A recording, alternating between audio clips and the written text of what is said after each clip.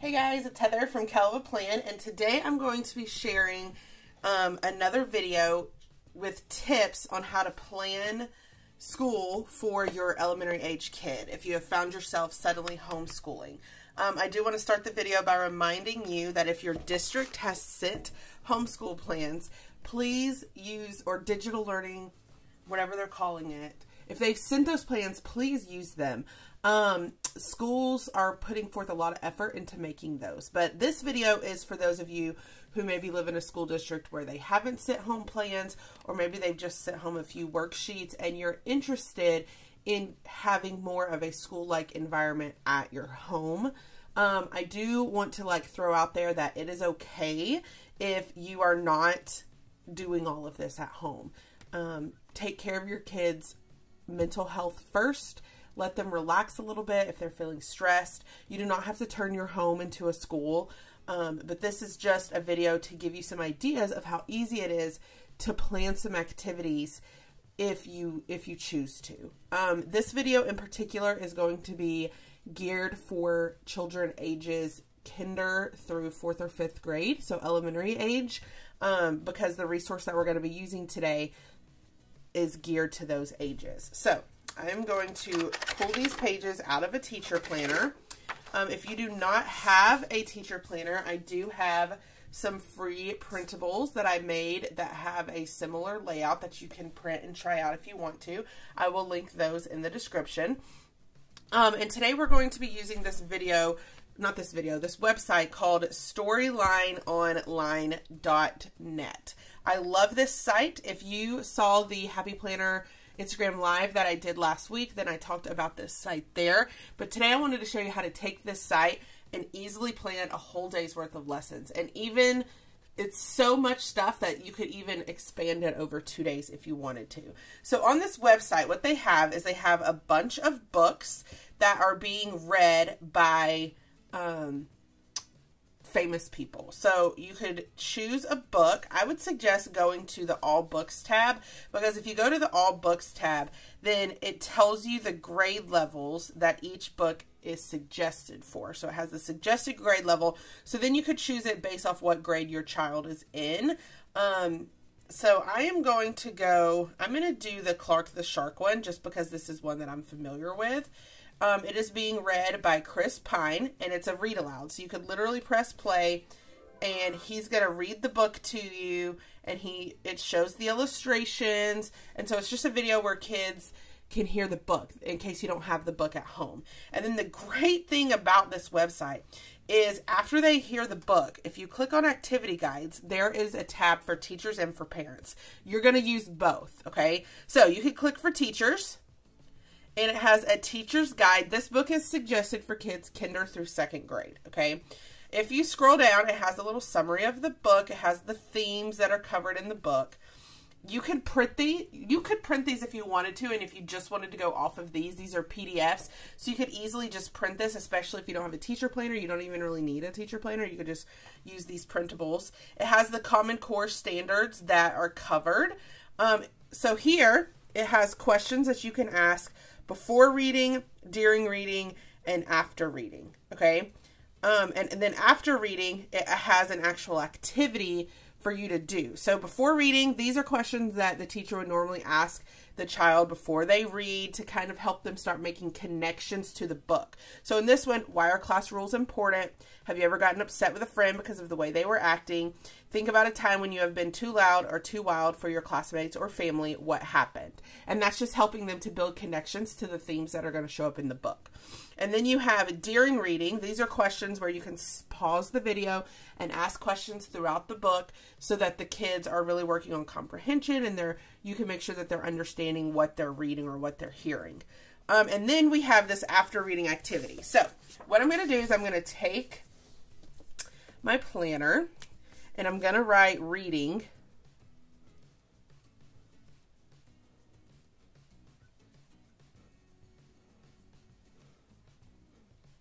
Actually, I'm just going to write read. And then I'm going to write book title.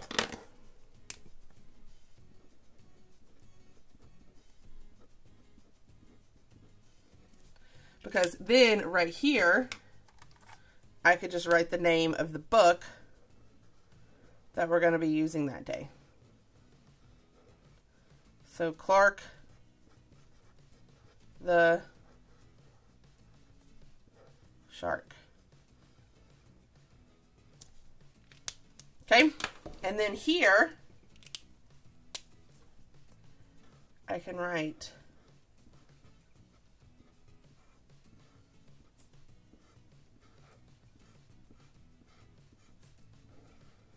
reading, and then I can read this activity right here. I'm going to make a chart or worksheet with each of the rhymes Clark creates, leaving out the last word. And then you have the students complete the rhyming word by either working independently or as a group. Have students create their own rhyme about good school behavior and illustrate it. This is if you're in kindergarten. See, it says kindergarten, first grade. This one right here says kindergarten, first grade, second grade. And then it's talking about looking at the illustrations and how do the illustrations help you understand the book. So I'm going to do the rhyming activity. So I could just write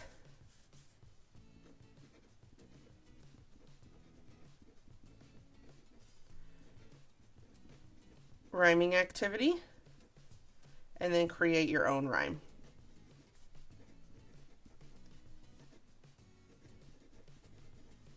And then all the information I need for those activities is listed here. So I can just print this.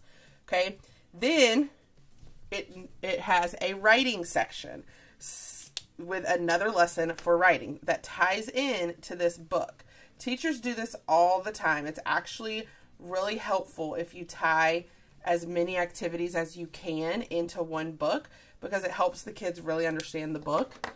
All right. Writing. It says they will write an opinion piece using details from the story to support their response. Students will write in complete sentences. Have students use the sentence frame below to begin their writing. I would or would not want Clark for a friend. And you have to use 2 details to support your opinion. So I could put, would you want Clark as a friend? Why or why not? Okay, and that could be what they're writing about that day. Now I have reading and writing done. So now I can go to my next page. If you keep on scrolling, next we have a social studies activity. So social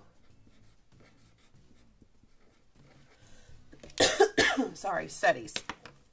Discuss Clark's behavior, and then it says he has problems in different areas of the school, so they're going to make rules that are appropriate to keep their school safe and cool. Well, the kids aren't at school right now, so you could modify this and make it be at home, and this could be a great activity to make rules for learning at home. So brainstorm rules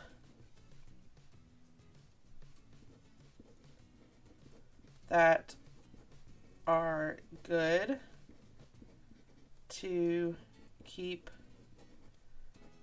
learning at home safe and cool. So just modify it a little bit, and now it ties in straight into your lesson. It's probably something that is good to talk with your kids now, how to make rules to make learning at home work. All right, next we have science. Y'all, like this one book has every subject. It's amazing. This is why I love this site, especially for parents who are not comfortable with lesson planning. It plans it for you. So how does a shark float? And there's an activity on here for you to do, and it explores density. I mean, that's a pretty big topic for a kinder, first or second grader to be using. So I'm just going to write, how does a shark float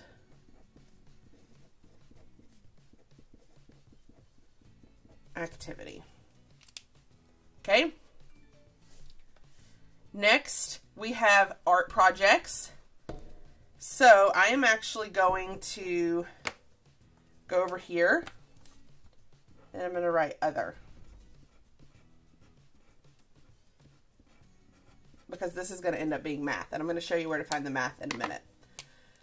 So here we can do paper, envelope, shark. Okay, there it tells you how to make it there. Then if I scroll down, that is the end of the teacher activity. But if you go back to the story, remember there was a parent activity as well. You're basically being a parent and a teacher right now, so you could do both. It has some more questions that you can ask your kid about the book. It has another art activity. So over here I could put Clark the Shark puppet. Okay. And then here we have a cooking activity where they make fishbowl jello. Cooking can be a math activity because they're having to learn how to measure all of these things. And then it also has some math problems here. It says add some math to your recipe. And so it's got some problems that your kids can solve while they're doing the math activity. So I'm going to go here and I'm going to write math. Don't feel like math always has to be a bunch of math problems. A recipe can be considered math. Fish bowl jello. And then I'm just going to write shark math. And shark math is what I'm referring to these math questions that are right here. Okay, here we have another science experiment. It's called Shark Sense. So if you wanted to do 2 science experiments, you could go here and write Shark Sense. And there's another experiment for you to do. Here is a physical activity if you want to play like a game. So this is playing sharks and minnows. You could, if you have, especially if you have a bunch of kids, because you need, it says at least 3 players.